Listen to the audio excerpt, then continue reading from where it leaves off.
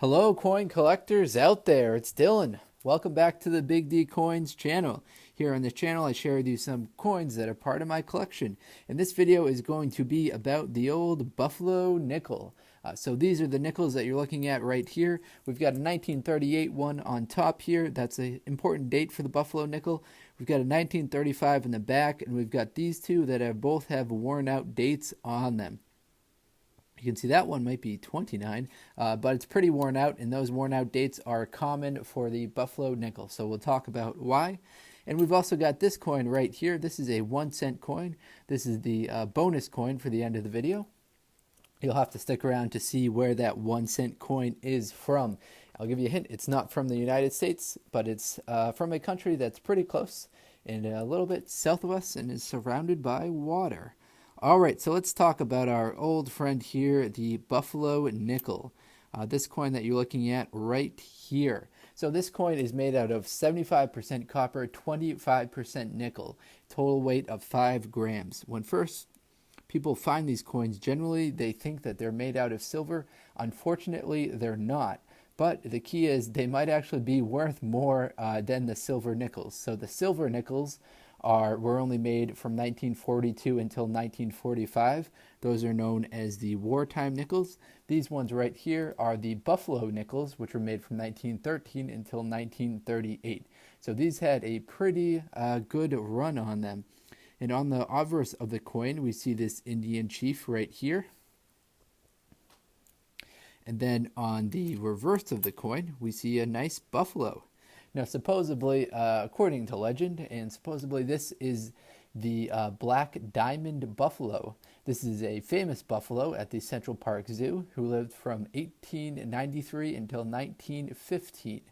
So the buffalo nickel started coming out in 1913. So it makes sense if this was the black diamond buffalo from the Central Park Zoo. All right, so I said this coin was made from 1938 and 1913 until 1938. So I want to touch upon the mintages for kind of the end there. In 1938, the last year that they were made just at the Denver Mint, so they weren't made at any other ones. So we see the D at the bottom right there. And there are actually a couple of error coins that are noted in the Cherry Picker's Guide that involve this 1938 Denver Mint Buffalo nickel. So the Cherry Picker's Guide, it's a guide to rare die varieties of United States coins. It's got a couple different volumes and editions, but the volume 1 has kind of pennies through nickels. So that's where we can find information about this coin right here, or about the kind of the error version of this coin. So there's an error coin out there, which is the over mint mark. It's known as the DD or DS mint mark. So the description of that error is an S mint mark was initially punched into the die, followed by 3 subsequent D mint mark punches. Holy smokes, that's a lot of mint marks. So an S mint mark initially, and then followed by 3 subsequent D mint mark punches. Wow. The alteration was deliberate, as the mint was preparing the new Jefferson design dies, and it was cheaper to recycle die marked for the San Francisco Mint but never shipped, rather than a hub new dies and scrap the S mint mark dies. Oh, that's really cool. So instead of scrapping the old S mint mark dies, so they already had the S punched into them, they decided that they would just kind of punch the D over it 3 times to make it a Denver Mint coin, rather than kind of scrapping it entirely. I guess that makes a lot of sense. Other comments for this coin. There are 5 different D over S dies for this 1938 date. The variety illustrated in the book is listed as one of the major pricing guides. So that has a price guide of MS63 of $80. So that's not a particularly high price. However, that kind of indicates that it could be rather common.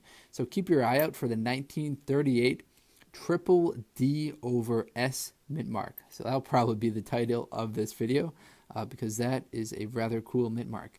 All right, let's talk about these two right here. So these two, you can see that the date is worn out. Now, I've seen videos of people like doing like these acid treatments on them, where they put kind of like a blob of acid right over the date, and it helps reveal the date. Now, if you wanted to, that'd be a pretty cool experiment to do. I don't think it would really increase the value of the coin too much, just because the acid would wear away at the coin. But it's something, worth trying if you want to.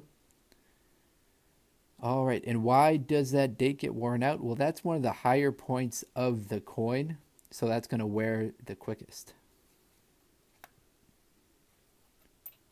So we flip these over. We don't see any mint marks at the bottom here. That's where they would appear, right under the 5 cents. Don't see any there. And we've got this real like black dark one right here. Now, I had someone recently comment on my video saying that if it's dark and black like this, someone probably pulled it out of a wishing well.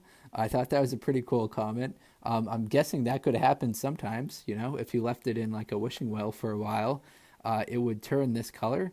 But I doubt that's where all of the coins come from that are this color. But pretty cool theory. Love it when people leave some comments like that on the channel. So yeah, maybe this one right here came out of a wishing well. This one, again, doesn't have a mint mark on it, but it's got the date in full right there. We can see it's 1935. In 1935, there were 58 million produced at the Philadelphia Mint. There were 12 million produced at the Denver Mint, and there were an additional 10 million produced at the San Francisco Mint. So all three mints were cranking them out in 1935. So hopefully that was a little bit of cool information for you about the Buffalo nickels. Nice chance for me to kind of show them off, make a cool video. I know, try and keep it interesting on this channel. Coin collecting does get a little repetitive after a while, so you got to switch it up. And you got to throw coins like this into the video. So this one right here is a 2009 Commonwealth of Bahamas 1 cent coin. So I kind of teased it earlier. I showed the other side of this coin, which just said 1 cent, so it didn't give away the date. Didn't give away the date or the country of origin, but you can see it clearly here. This is a Bahamas coin. It was made from 2009 until 2015. So 2009, the first year that it came out, that's the one I've got right here. So 1 cent Bahamas is worth about 0.1 cent United States dollars from what it looks like here. Doing some math and moving the decimals around.